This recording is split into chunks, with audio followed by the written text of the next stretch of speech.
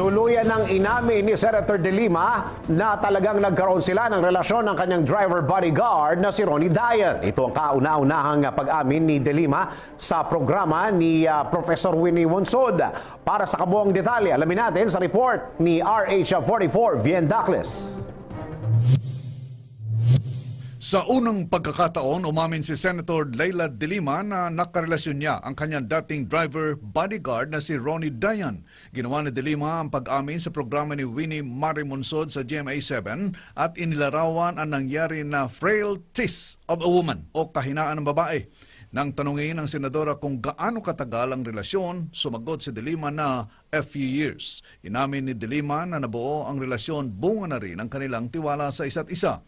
Aminado rin ng senadora na tinulungan niya si Dayan sa pera, pero nilinaw na hindi siya ang gumastos sa ipinatayo nitong bahay sa Pangasinan. Wanted sa kamera si Dayan na itinuturo ng mga presong tumistigo laban kay De Lima na kolektor umano ng senadora. Malaki umano ang magiging epekto ng pag-amin ni Senator Leila De Lima sa relasyon nila ng dating driver at bodyguard na si Ronnie Dayan. Ayon kay Justice Secretary Vitaliano Aguirre III, magpapalakas ito sa mga kaso laban sa dating kalihim. Ito ang balita ni Roderick Mendoza. Malaking bagay umano para sa prosecution ang pag-amin ni Senador Leila De Lima sa kanyang relasyon sa dating driver at bodyguard na si Ronnie Dayan. Ayon kay Secretary Vitaliano Aguirre, mas naging kapani-paniwala ang kwento ng mga drug lords sa New Bilibid Prison na si Dayan ang kumokolekta ng drug money para kay De Lima.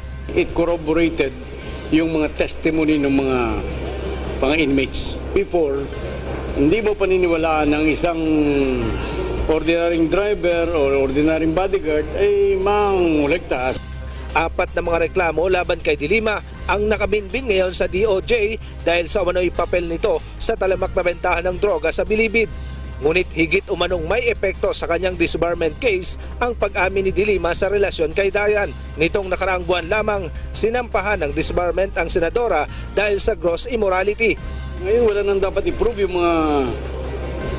yung mga complainants sa disbarment sapagkat lumalabas na talagang siya'y nakiapid sa isang taong may asawa.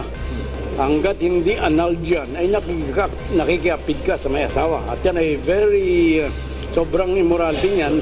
At ang Supreme Court dyan, dun sa mga mas mababa pang mga immorality, disbarment ang talagang pinaparusa sa mga abogado.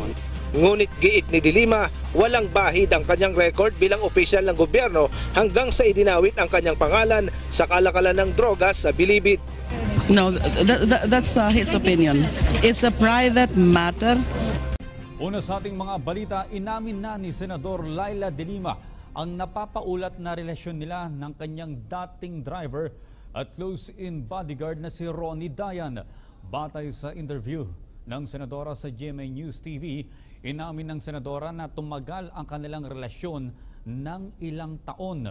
Inamin rin ng senadora ang pagbibigay ng tulong pinansyal kay Dayan, ngunit itinanggi naman na tumutulong ito sa pagpapagawa ng kanyang magarang bahay. Nanindigan si Senadora Leila De Lima na malinis ang kanyang reputasyon at record bilang isang public official. Matapos sabihin ni Justice Secretary Vitaliano Aguirre na gagamitin niya sa mga kaso laban kay De Lima ang pag-amin ng senadora sa kanyang relasyon kay Ronnie Dayan. Marita Muahe sa detalye. Lumabas sa isang TV program kagabi ang pag-amin ni Senator Leila De Lima na nagkaroon nga sila ng relasyon ng kanyang dating driver at bodyguard na si Ronnie Dayan. Samantala sa kabila nito, sinabi naman na ni De Lima na simula pa noong nagsilbi siya sa public office hanggang sa ngayon na senadora na siya, malinis ang kanyang reputasyon. My record as a public official, first as CHR chair, and next as Secretary of Justice, speaks for itself. And my record and my reputation has been untarnished until now because of all this unjust and unfair, false allegations, fabricated lies against my alleged involvement in the drug trade. So my reputation has been untarnished until now, when it's being unfairly and unjustly besmirched by all of these fabricated lies against about my alleged involvement in the drug trade. Sinabi naman ni Department of Justice Secretary Vitaliano Aguirre na ang ginawang pag-aamin ni De Lima ay makapagpapalakas sa mga kasong isinampa laban sa senador. Hindi ko nga akalain na inamin ni Senator De Lima eh. But medyo pinagaan niya, pinadali niya yung trabaho namin. Unang-una, napabulaan na yung sinabi niya, kasi yun ang sinasabi ng una naman, na sinasabi niya na lahat ng mga akusasyon namin sa kanya, including yung relasyon nila, ay mga fabricated, gawa-gawa lamang. Pero now, apparently, hindi lang apparently, talagang inamin na niya na sila ay merong common law relationship. Dagdag ni Aguirre, nagkaroon din ng probability na totoo ang mga ipinahayag ng mga inmate na si Dayan nga ang nangongolekta ng kanilang drug money. May posibilidad din umanong alisan siya ng Korte Suprema ng karapatan sa pagiging abogado o patawan ng disbarment. Samantala, ayaw manong magsalita muna ni De Lima tukol sa kanyang pag-amin sa naging relasyon nila ni Dayan. I'm never comfortable responding about private matters, so please excuse me. Thank you. Sa ibang balita naman, naharap sa disbarment na case si Senadora Laila De Lima sa Korte Suprema. Ito dahil umano'y sa pagkakaroon niya ng relasyon sa dati niyang driver na si Ronnie Dayan. Ang naturang kaso ay inihain nina Volunteers Against Crime and Corruption Chairman Dante Jimenez, dating National Bureau of Investigation Deputy Directors Reynaldo Esmeralda, Roel Lasala at weteng whistleblower na si Sandra Cam.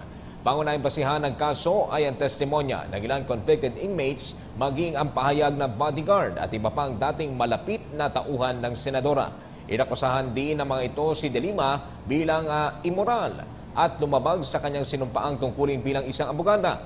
Matatandaang nagsagawa ng investigasyon ng Kamara kaugnay sa manay pagkakasangkot ni De Lima sa illegal drug trade sa New Bilibid Prison. Pinatatanggal ng VACC o ng Volunteers Against Crime and Corruption bilang abogado si Senator Laila De Lima. Inihain kanina sa Supreme Court ang disbarment case laban kay De Lima. Ayon sa grupo, basehan nito ang mga sinabi ng mga tumayong witness sa House hearing kaugnay ng dimanoy drug trade sa Bilibid na nakiapid dimano ang senadora sa driver niyang kasal at pamilyado. Maituturing daw itong gross immorality at paglabag sa lawyer's oath at code of professional responsibility. Nananawagan din silang magbitiw na ang senadora. Sagot naman ni De Lima, bahagi na naman ito ng isang anyay circus. Tinawag niyang clown si VACC Founding Chairman Dante Jimenez na obsessed daw na maisali sa mga balita sa halip na hanapin ang katotohanan at bigyan ng hustisya ang hindi pa nare-resolbang mga patayan na may kaugnayan sa droga. Ang iba namang nagsampa ng kaso, ginamit di mano ni Pangulong Rodrigo Duterte para raw sirain siya.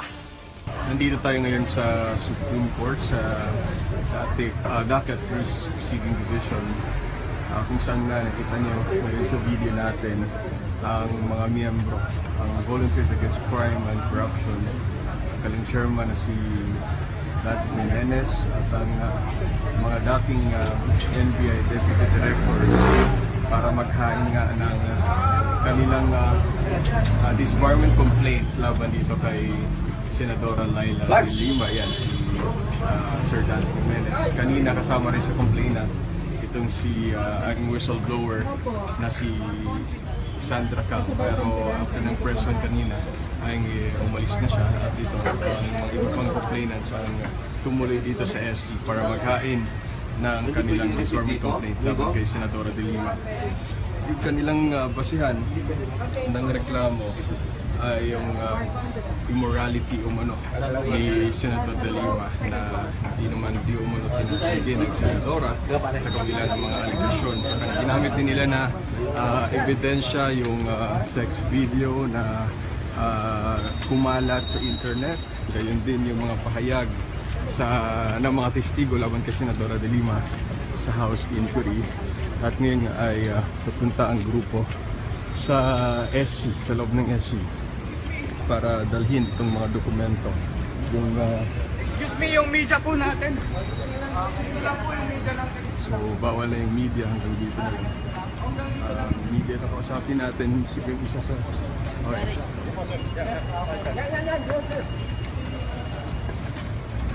Yan yung mga complainants laban kay Senator De Lima.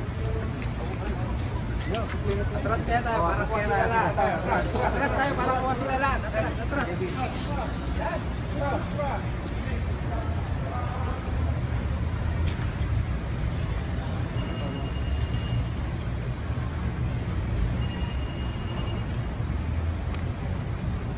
Kita Supreme Court ha.